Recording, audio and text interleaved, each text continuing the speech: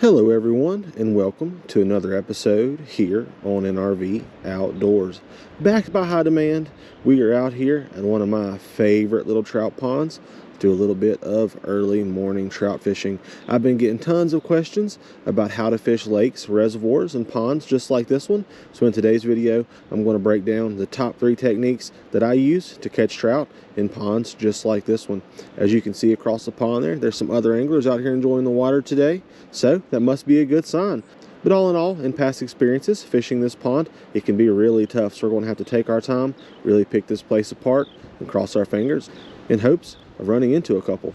Alright, in today's video, we're going to be tossing around that Fenwick Eagle rod with some 6-pound fluorocarbon line spooled up onto that Pfluger President.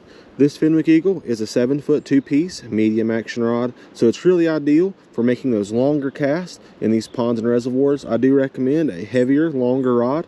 In most cases, the longer, the more reach you can get and the further you can make that cast, and that is one of the biggest keys to catching fish, especially consistently in lakes and ponds. But my very first technique and one of my absolute favorites is the slip bobber technique. As you can see here, I've got one of my 1/32 ounce ball head jigs with the Black Creek bug rigged up. And about 6 inches above that, I have pinched 2 small split shot weights right onto the line there. Then I've attached a pretty decent size, close to a 2-inch Mr. Crappy slip float here. And as you can see, that slip float will slide down and hit those split shot weights and make it to where you can really cast it in a very small, compact presentation and not have to worry about having that float way up the line, reducing your castability. And as you can see there, we added a small little bead, and that bead actually acts as a bumper. We've got a bobber stopper. So basically what happens is when you cast this rig out, that slip bobber will slip up the line. That bumper bead there will slide up, bump right into that bobber stopper, and as you can see, it'll hold that presentation just like that, allowing that lure to get down there to where you want it, and you can still make those super long casts. But let's not waste any time. This is by far my favorite technique. Let's bomb a few casts over in here, and let's see if we can get anybody to take it. All right, going ahead and bomb out cast number 1 of the day here. Go straight across these old trees. There we go, just like that. Now, with as big as this pond is, picking a spot in ponds can be really challenging. But if you look along the surface here, you'll see some small little ripples, indicating that wind is blowing this way, right back into this little pocket here. So it's a perfect place to start fishing in a pond like this, as those trout will kind of follow that wind. They'll get pushed right back into this corner, and odds are there'll be some right back in this little pocket right here, right where that wind's blowing into. So anytime you've got some wind blown areas, be sure to hit those first while fishing those lakes and ponds. Something else that stuck out to me about this little spot right here is if you look right over there, there's actually some water flowing in. Most ponds and lakes are fed by creeks and streams. So if you can find where that creek or stream flows into, in this case just right over here, you can kind of look out and see where that water is pushing into. And as you guys know, most trout really do like current. So they'll get right into that current area. You can kind of key in on them there. So we'll bomb a few casts over that way as well with that old Black Creek bug. And just let that old lure do its job down there. But anytime you can find current like that, I highly recommend you give that a try. But if the lake or pond you're fishing in is spring fed, well then somewhere out in the middle, in most cases right in the very middle, will be a spring bubbling up. So you're going to have to make those super long casts out there to where that spring is, where that fresh water is rising.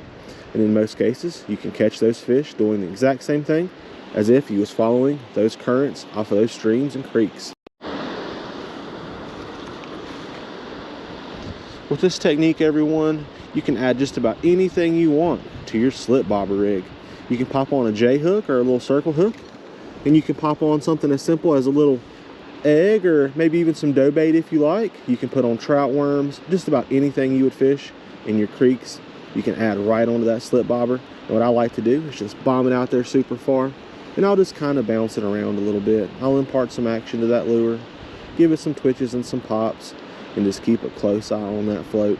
Sometimes just a dead drift is ideal, and other times adding a little bit of action is what you need to do. But as far as what you put on the business end, well, that just depends from day to day or body of water to body of water, and really what the fish are looking for. A lot of questions I get about the old slip bobber rig is what float should they use? A lot of people ask if they should use a big heavy float or a water bobber, or even a small trout magnet float and just running it right through that stopper. There's a fish right there. But what I have found is really you just want to use the float that'll get you the casting distance that you need. In today's video, this little Mr. Crappy float is exactly what we needed to get out there around some fish. And as you can see, here is our very first catch of the day. Oh, and a quick release right there. That's perfectly fine. Didn't have to handle him with these super cold air temps. The last thing you want to do is mess with those fish too much, but there we go. That black creek bug managed to get our first bite of the day.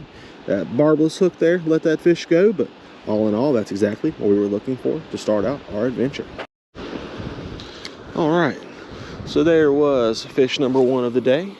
Now, for those of you that are interested in different floats, if you would like in the future for me to put out a video talking all about different floats that you can use while out pond fishing, be sure to drop me a comment down below and let me know. I'd be happy to come out and make a video for you guys talking more in depth about floats, but really it's just about what you prefer and how far you can cast with the setup that you're throwing.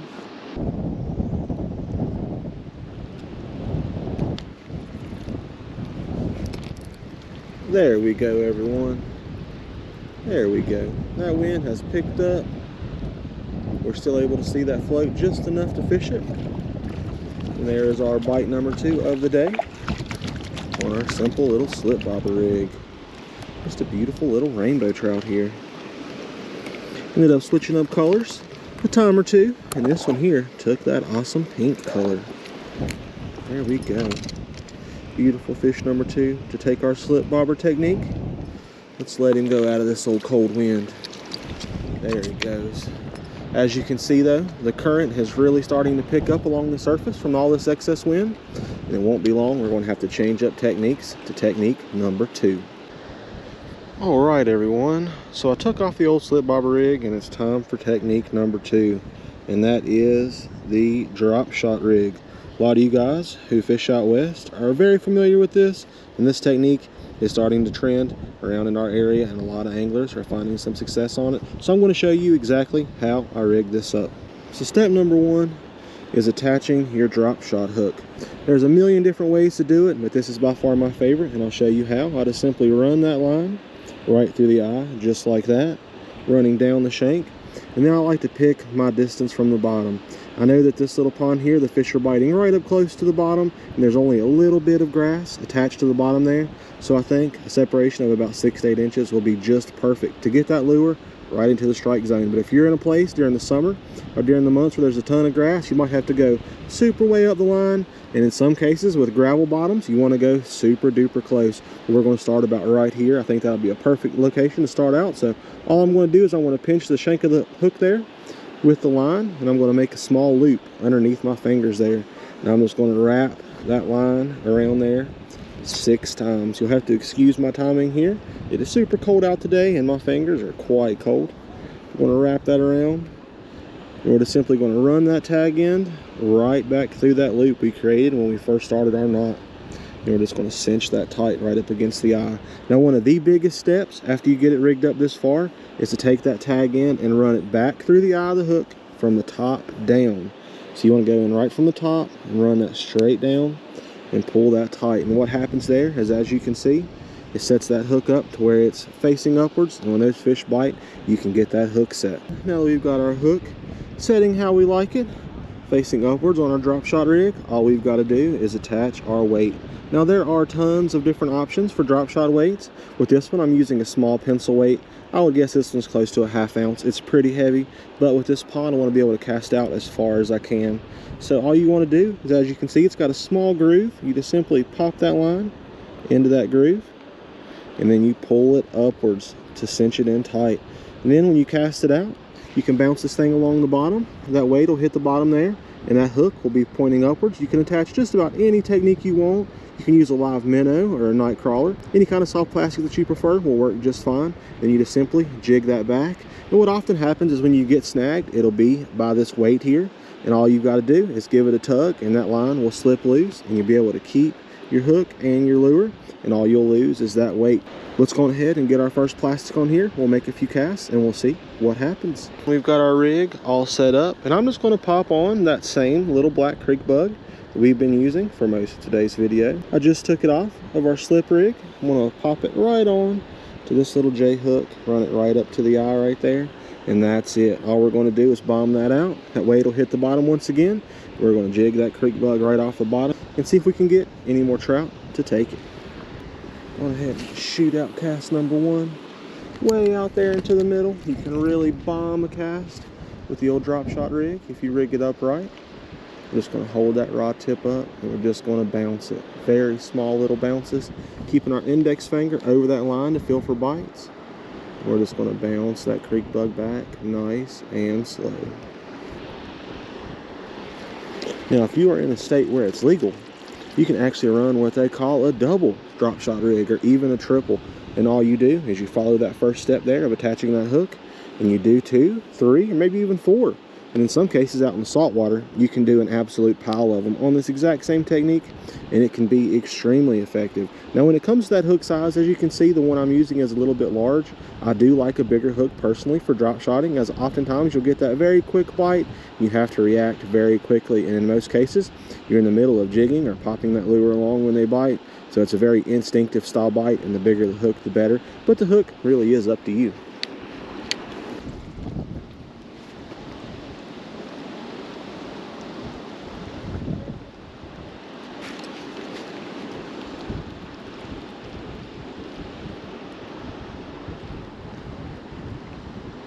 Good bite right there, everyone. Wow. I mean, that fish absolutely hammered it. Bit it once and then that was it. It's our second or third bite throwing the old drop shot. Didn't have enough time to set the hook. As you can see, that wind is beginning to pick back up again. Just blew through a couple little showers there. Drop a little bit of rain, not a whole lot. Had to take off out of here. But wow. I mean, another absolute slam on the drop shot. Did not hold on to it. Alright, everyone. So a couple good bites on the old drop shot rig. But unfortunately, there were more snags out there than there was fish. So we're going to go on ahead and hop into technique number 3 of today's video. And that is spinners. Inline spinners or any other hard baits can really play a big factor in lakes and ponds, but you really need something with a little bit of weight on it. Our trout torpedoes we make at NRV Baits are a super heavy spinner that are just ideal for fishing in lakes and ponds as well as rivers and creeks. So we're going to go ahead and get this little booger all rigged up. Just a simple fisherman's knot or an improved clinch knot. 6 wraps around through the loop that you made, right back through the second loop there, and we're just going to cinch that down. And basically, when you're in these lakes and ponds, all you want to do is cast it out there, get a feel for where that bottom is. Once you get an idea, allow that lure to get as close as you can and slowly retrieve back. If you're using other lures like spoons and things similar, you're going to want to cast it out there and do a very similar technique back. You're just going to be adding those jigging actions, a few pops and twitches on the way back. Before your inline spinner, you're just going to cast it out and slowly retrieve. Let's go ahead and make a few casts in here and let's see what happens.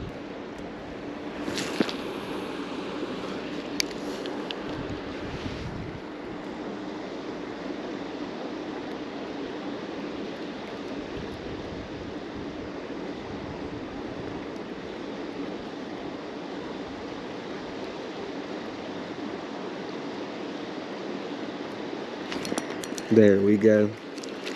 There we go, everyone. Just tossing that old spinner out and reeling it back. This little beauty right here had to have it. Heck yeah. Just another small little rainbow. I believe the size of these fish are what was resulting in our misses so much using our first 2 techniques. But that's completely okay. There we go. Another beautiful little rainbow trout in the net, everyone. Throwing that old inline spinner. An absolute trout pond killer. Alright, everyone, only a couple takers on that spinner. We got one of them in the net, just another beautiful little rainbow. But I wanted to finish out the video with an honorable mention, a technique that I really do think plays a big difference in lakes and ponds, especially if you intend to keep the fish or cast it out and let it set, and that is the Carolina rig. It's a very simple technique. I want to walk you guys through it right now. So basically what you do is you start off with your main line here, and you're going to want to nip off several inches. In this case, I'm going to take about 10 inches right off the top here.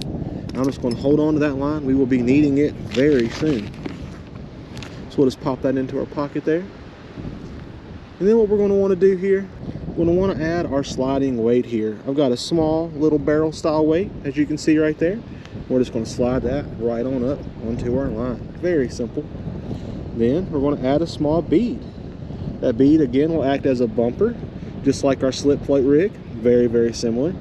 And then I've got a small little swivel right here.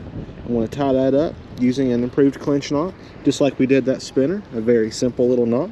And then we're going to grab out that short piece of line that we cut off earlier, and this will be our main leader line here. This is what we're going to attach our hook to.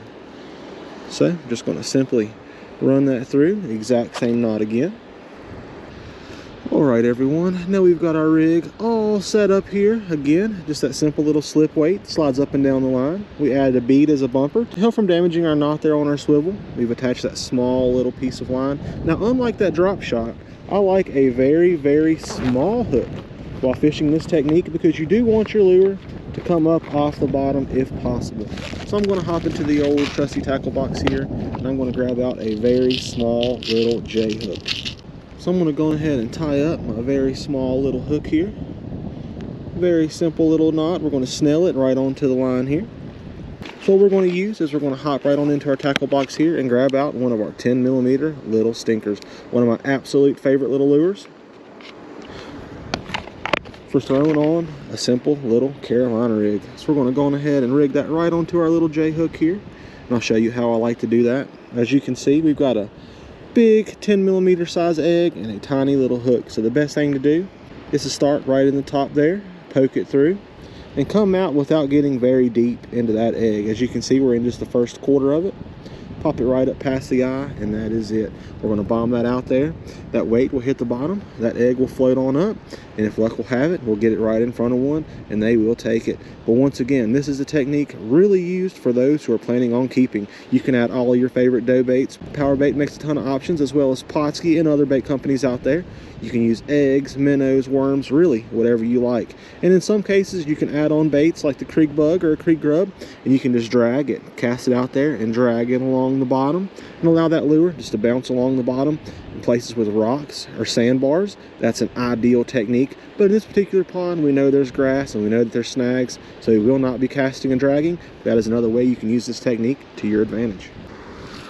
All right, go ahead and bomb out cast number one way out there into the middle, and allow that lure just to fall on down. And we're just going to hold our index finger over our line right there, feel for any bites, and just wait.